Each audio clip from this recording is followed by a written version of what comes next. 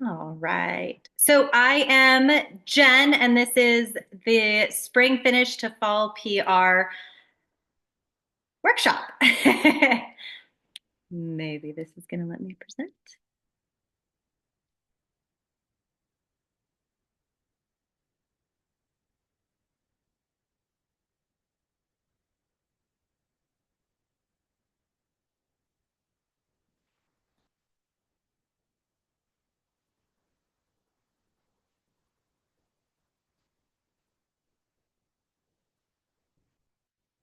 Okay, so a little bit about me before we jump in is I am Jen Steele. If I haven't met you before, some of you I have, and some of you I have not. I am an RRCA and Revolution Running certified run coach. I've been a run coach for 6.5 years almost. I kind of became a coach after I worked with my first run coach when I trained for my second marathon. And at the time, I had gone from an almost 7 hour marathon to a 5.5 hour marathon. And I worked with my coach postpartum with my first daughter to run the Chicago Marathon. And at the time, I was working full time as a teacher. And I had a 6 month old when we started working together, and I was training to run a marathon, which we can talk about that on another day. But I was doing it anyway. And I was not a very fast runner at the time. And she would do things like give me an 8 mile workout to do on a Thursday. And so often I ended up having to skip the workout or modify it so much that it felt pointless. And I learned so many good things, except that piece of it was really hard for me. And so, as somebody who likes to solve problems and fix things, and I have a master's in teaching, when I finished that marathon and had kind of recovered a little bit, I thought there has to be a way to do this for people that run how I'm running, right? Which I know now that is not some sort of revolutionary idea, but back in 2017, it was. And so I kind of dove into teaching myself. The waitlist for the RRCA certification was about 18 months long. And so I did another certification while I waited. And then I did the RRCA certification. So I've been coaching women to achieve their run goals for a while now. The name of my company is Misadventure Coaching. If you look me up for one-on-one coaching, it will also be through a company called Team Run Run, because I've partnered with them to handle all the back end side of things like billing so that I can focus on coaching. I am also the coach of the 5K program for another mother runner. I have two girls. So I mentioned I had a daughter that was born in 2017. She is 8, and I have a daughter who is turning 6 at the end of the month. And that is a whole other thing. um, I did not start running until after college. It is not something I ever grew up running. I remember running the five or the mile, the presidential mile in fifth grade, and really struggling through that. I danced. I never did track or soccer or any of that kind of stuff. And like I also mentioned, I was a very solid back of the pack runner. In my first marathon, my first half marathon was almost 2 hours and 45 minutes. So I definitely understand that side of coaching and kind of the getting faster process. And there's so many mindset things within that. When I was reading through the forms that you all filled out before today, that was something that came up a lot, was confidence and mindset and believing I can. So it is something we can definitely talk to, building that belief.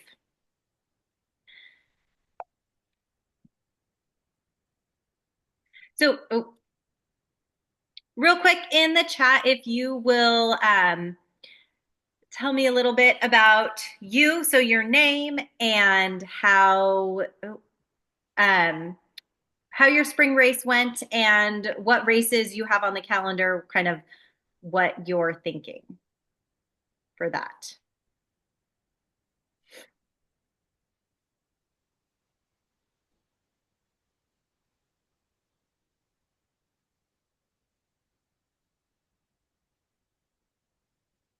I can go. Yeah, go ahead, Renelle. Oh, you took your slide off. Okay, so my I know name, I'll I was put like, it back up. It wouldn't let what me. are the I things? just Okay. upgraded to Zoom Pro. And so, now I have to figure out how to do the screen share and the chat and all the things. Oh, okay. Okay, so my name is Renelle Leffler. I've worked with Jen before. Can't remember all the questions. I How your spring have, race went. I put it back up. oh, I didn't really do a spring race. I did a winter race, it felt like. So I did one in January. It was a half marathon. I feel like I've just been floating along, doing nothing the last couple of months. I had a surgery, but now I can get back in it. And so want to decide what to do next. And I feel like a group helps me motivate me. So that's what I want to do. I kind of want to do this race series that's like October, November. Well, it's in October, and you run 3 races in Southern Utah in 3 days. And it seems really fun. So that's What are kind the of what I'm thinking. distances Oh, I think they're ish? like 5 to 10K-ish or Okay. something like that. Um, Looks like we have a New York and a first marathon. Nice. Okay. Um, and then first marathon. So lots of first marathon, which doesn't surprise me. Um, Fall is big race season time. And we are in a running boom right now. So if you are looking to, if there's a race that you have your eye on or that you think would be really fun to do, I'm telling all of the athletes that I coach this as well to sign up sooner rather than later because races are selling out faster than they ever have. CIM, which is a big California marathon, you used to be able to sign up even a couple years ago, like until November, till Thanksgiving. It's the beginning of December. It's the first full weekend in December. So, 2 or 3 weeks out, you could still sign up, and it is 90% full already. So it's just marathons have, for whatever reason, for social media, for the running boom, sign up if there is one that you have your eye on. All right, so what to expect today, what we are going to talk about. I'm going to talk for about a half an hour with having you kind of fill in the workbook or at least think through some of the things. Like I said, you will get a recording so you can kind of pause it and give yourself more time in a rewatch to go through and fill out the things, all of the questions. And then after, we'll do like Q&A for 10 minutes and then option to set up a call with me so that like we can really dive in and talk through all the things, help you make some decisions, that sort of thing. So we're going to talk about how to debrief your race, and then we're going to talk about summer training and what that might look like because it is almost summer. Then talk about how to use that to kind of set a goal for your fall races, and then what comes next. So I emailed, I think yesterday morning, Tuesday morning, and today the workbook. If you don't have it, let me know and I can drop it in the chat, or you can reply to my email and just let me know you didn't get it, and I will make sure to send it your way. Okay, so a race debrief. So often, what happens is we have a race and we say, whether it was last winter or last fall or now, this last spring, we do the race and we finish, and there's how we felt as we crossed the finish line, there's how we felt the rest of that day, and then we are over it and we move on to the next thing. Or if we sit in our feelings for a little bit, usually the thing that comes up is the things that we wished we did better. It was my legs felt heavy. I felt flat. I had to stop and use the bathroom. I felt really tired the last couple miles. I had to walk that hill. A lot of the times it's the negative things that come up. And so debriefing the race helps you, yes, figure out what those things are to fix them, but it also reminds us to be really proud of ourselves. And so I think it's really important to take a few minutes to focus on not just the things that you want to work on and the places where you can find growth and get better, but also reflect on what you're really proud of, because we don't do this because anybody is making us do this. We do this because it's supposed to be fun. And so making sure that you're feeling like you're finding some wins across the board in training is really important. So the questions in the workbook, thinking about what went well in the race and in training. So The race is the celebration, right? I had somebody once tell me that it is graduation day and not finals week. And so, yes, think about the race and what went well during the race. Did you execute well? Did you time it well? Did your fueling go well? Like what went well during the race, but also what went well during training? Yes, I'm sure the things that come up are going to be the negative, but flip it for now. We'll get there. What did you do well during training? Did you get all of your long runs in? Did you try? Did you try to do strength training this cycle? Find something that you are proud of that went well, right? Something that went well during your training cycle that you can say, yes, that's it. It might be really small because sometimes life hits us in the face really hard once we've signed up for a race. And so the thing that went well might be that you got to the start line, because that in and of itself is a win, being able to show up at a start line to run 13.1 miles. Or 26.2. I don't think anybody did a full this spring. And then what are you most proud of? So what about it made you most proud? And this part might be a little bit different than what went well, because sometimes we're really proud of pushing through even when the run sucked, right? Even when we felt really bad, or even when we had stomach problems, the fact that we were able to finish the race, we're really proud of. Or maybe trying speed work for the first time, those sorts of things. I'm just kind of going through them, but I really want you to take time to write it in the workbook. So you can be doing that while I'm talking, or you can be doing it after. Yeah, because if you just listen to me talk, like that's great, but you need to reflect on your own race for it to be meaningful to you. Um, when did you feel the strongest? I think this one can be a race or training piece. I was reflecting on a training cycle I had last year, and I realized afterwards that I pushed so hard in my longest long run in marathon training that I think that I was overtrained by the time I got to the race. Like I think I did too much in that. And so using that in a future training cycle, right? It's okay to not leave it all out there in a training run because the race is still coming. So it might be a run during a training block. It might be a part of the race, a section of the race where you felt really strong. And then flipping the script to think about the places where we do want to improve. So, what challenged you the most? Again, hills, fueling, pacing are some of the common ones that I see come up a lot. And then in looking over your forms, the timing was also another one, or not knowing what to do, being able to fit it all in, or skipping strength is another one that I hear a lot from people is I was able to do most of the runs, but I stopped doing strength training because I didn't have the time. And then if you feel like anything really went wrong or went off the rails, I think it's important to acknowledge that. I've had some races where it was a combination of all the things and it felt like everything went wrong. And other races, I can specifically pinpoint it and say, I didn't eat enough before the race. And then my stomach was mad because I was hungry the entire time. I tried to take in extra gels to make up for it. And then my stomach was really mad because I had taken in too many gels running and it was unhappy. So thinking about if there's like a specific thing in your race that you're like, that's what did me in, that's where I'm frustrated. And then if you could change anything, if you could wave a magic wand or I could wave a magic wand for you, what would be the thing that you would change? Take a couple seconds to think about this one. If it would just be your pace, that was the goal. Almost everybody put that they would like to get faster.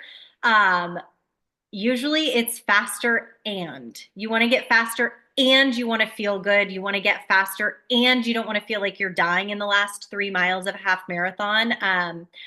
Most people don't want to just get faster if it means that they're going to run for 5 hours and it's going to feel like death.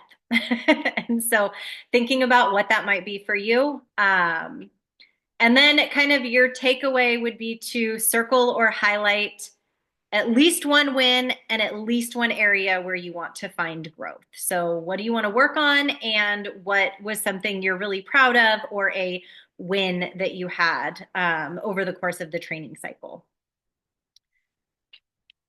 Any questions on your debrief section?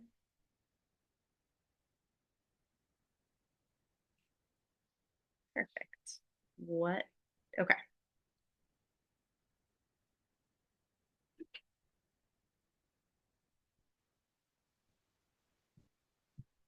Sorry, my screen share got mad at me.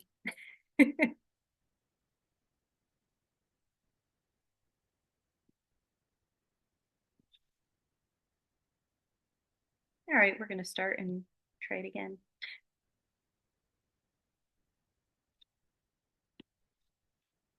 Okay, so summer training, which I kind of love, but not until you're settled in, right? This weekend, we had our first summer like weekend, and I had a really long run. I'm still training for a marathon that's in a couple weeks, and it was terrible. It was hot and it was direct sun, and I hated everything about it. And so I think it's really helpful to think about summer training as a good time to base build, to settle in to training. Even if you are running a race in like October, November, and then especially in December, you don't need to do anything crazy over summer. You just need to start getting consistent with your training. And so I call it the base building phase or the mileage building phase. And the idea of base building is that it's going to build your durability. It's going to be a really good time to work on that thing that you picked, that area of growth on the last slide or in that section of your workbook. And then we want to really stop the burnout. So keep it so you're still having fun with it. Again, if you pick a September race, you are going to have to start that more race specific training. But for most of us, summer running, so July running, is a lot about just base building. So you're going to keep your miles where they're at or slowly build, not like a half marathon training plan you download offline where every weekend, you need to go up from 4 miles to 6 miles to 8 miles to 10 miles to 12 miles to a 6 mile taper and then having a race day, but really giving your body a chance to slowly build and get used to a different mileage. Again, addressing whatever you picked is your area of growth, which might be hills, might be endurance, speed. Everybody wanted to get faster, so speed is definitely one of those. It's a good chance to balance out the strength training with the running. I have a plan if you look in the workbook, because that was the question that came up a lot is how do I fit it all together? And so I actually included a base building plan in there that is just so you can kind of get an idea of what it might look like in base building to include strength training and mobility. And then in summer, it's really important to allow for travel and life. So if you have kids and they're on vacation or you had planned a trip ahead of time, really making sure that your summer training is built around that instead of trying to make your life fit into training. Um, One of the things that I think happens so often is we download a plan and we really want it to work, right? We're committed to the plan. And then we go on vacation or we have kids get sick or things happen and the plan no longer works and we're really frustrated. And so these fall into the struggles, right? The summer pitfalls is that we are cramming in miles while we're traveling. We're forgetting that we need recovery. We skip strength training.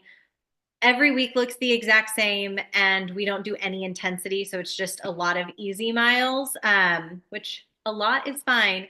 But we need to include some intensity if we want to get faster. And so my advice is to pick one goal for summer and then mark that down. So you have one goal for your training plan that you want to work on, right? One thing you want to improve, and one plan for one goal for summer. And it's okay if those are different things. So you can decide that in summer you want to make sure to do strength training, but you want to get faster for your fall race. It's okay that it's both. Those things actually go really well together. Or maybe for summer you want to add in some intensity, and then for the fall, you want to fix the fueling issue. That's great. So the other thing that I want to say about summer before we move on to fall is that doing, when you are thinking about summer training program, like what your summer looks like, go back and plug in your life first and then write your training around that. We're going to talk a little bit more about like actually putting together a training plan in a few minutes. But your life is the most important part, and then your training should come around that for the most part. Okay, so we talked about the race that you've already done, your most recent race. We've talked about what you kind of want to work on from there, what you can work on in the short term. So maybe summer starts now if you're doing an October race, right? And then thinking about fall goals. And, if you're running a Marine Corps marathon or a CIM, those are November and December races. It feels really far out. It's actually not that far out when it comes to thinking of it. If you are doing a 20-week marathon training plan, your October race would start in June. So a July race, a July date is going to be the start for a November race where you really need to kind of get into building the mileage and playing with things like fueling and all the rest of it. So setting a goal, it is motivating, right? When you don't want to do the run, you want to achieve this goal. And so it helps you get there. It also helps shape your summer training. So if your goal is to get faster in the fall, then maybe it is a good idea that you do strength training for the first 6 weeks of summer and then transition. Or maybe you really do need to figure out fueling over summer so that by the time you're in the bulk of doing these bigger, longer workouts, you like know exactly what you're eating and when, and it doesn't feel like this daunting task where then you're exhausted the rest of the day after you do a 16-mile run. It also will give you some clarity on what your training and paces should look like. So, what do you need to do speed work, and what speed work might look like, and what you should do for speed work? So, all of the different pieces, right? And it can change. So, if you set a goal now and you get 6 weeks or 8 weeks in, and you're like, that is too easy, or that was completely unrealistic, it's okay to change it. Or maybe you just decide that's not fun anymore. I had an athlete who signed up for a marathon in April in Colorado, and it got to be the beginning of March, and she was like, I don't want to. We said, great, so don't. She ended up running the half marathon and having like so much fun and loved every second of it. And so I think, knowing that it's good to set a goal and start pushing for it, but giving yourself the grace that it's okay that it changes. So, things for setting a SMART goal for your fall race.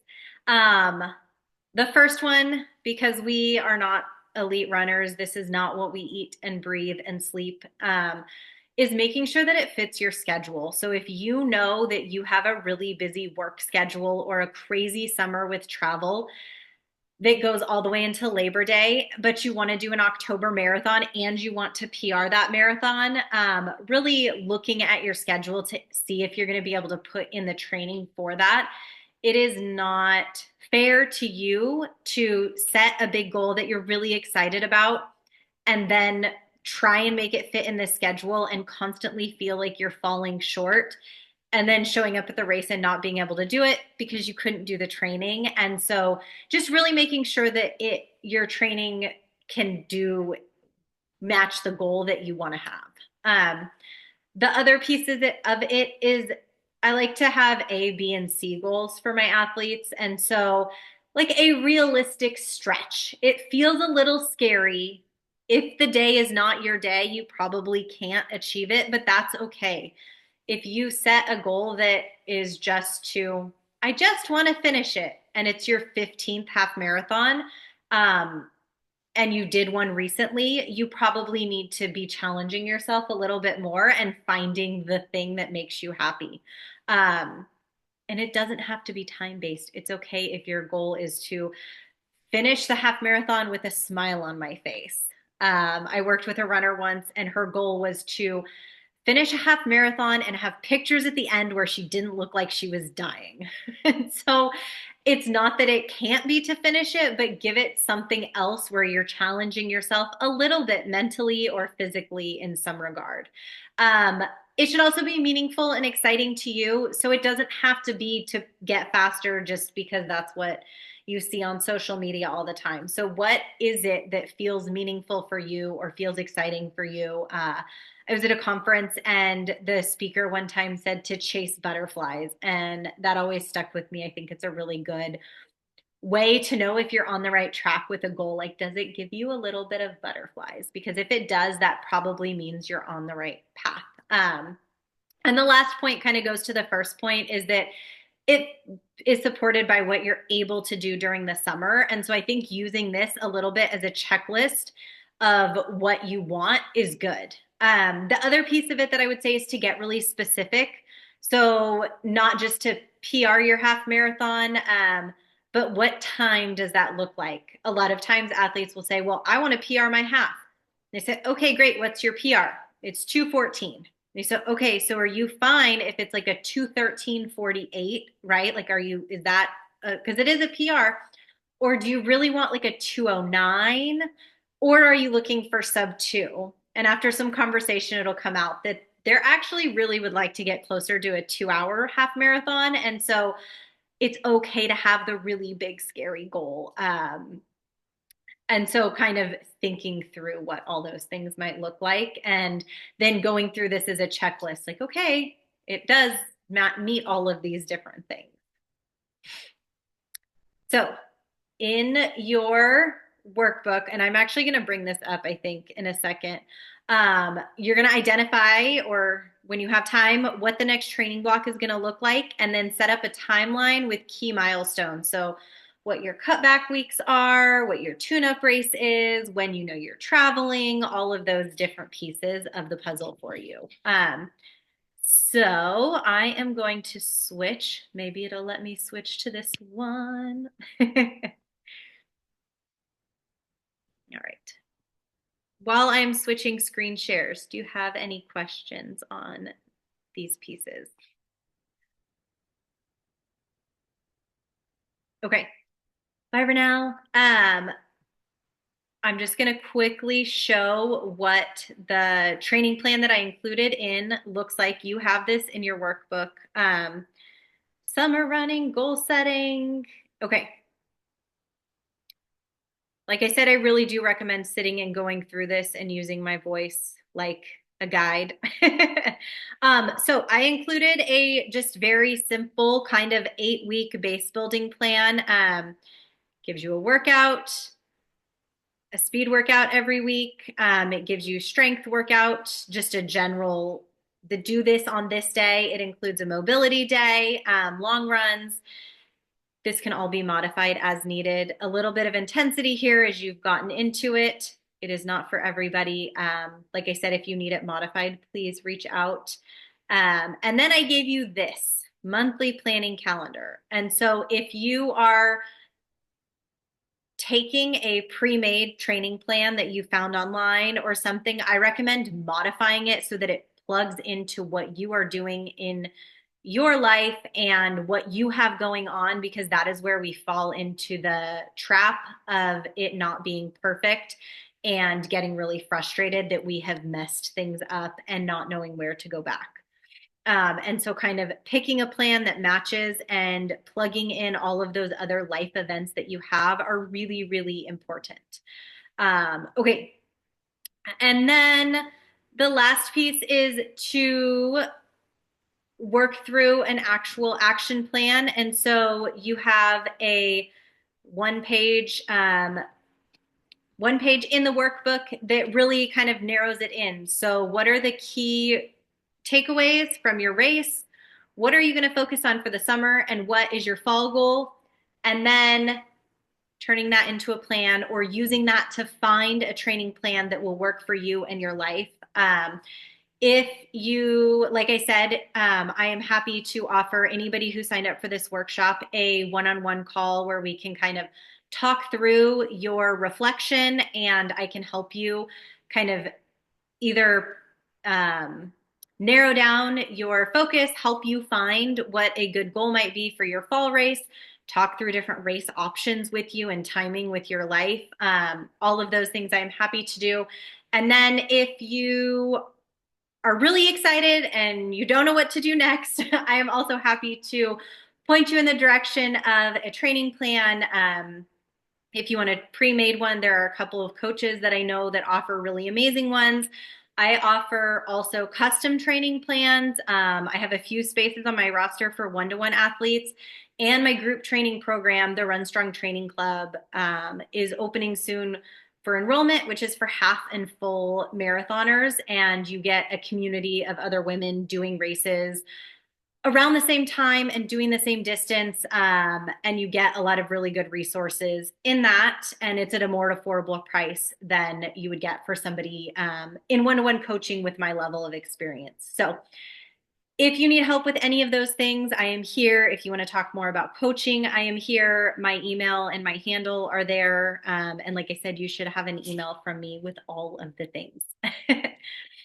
I am going to stop the screen share and stop the recording, but if you are here and live and you have any questions, I am here for you.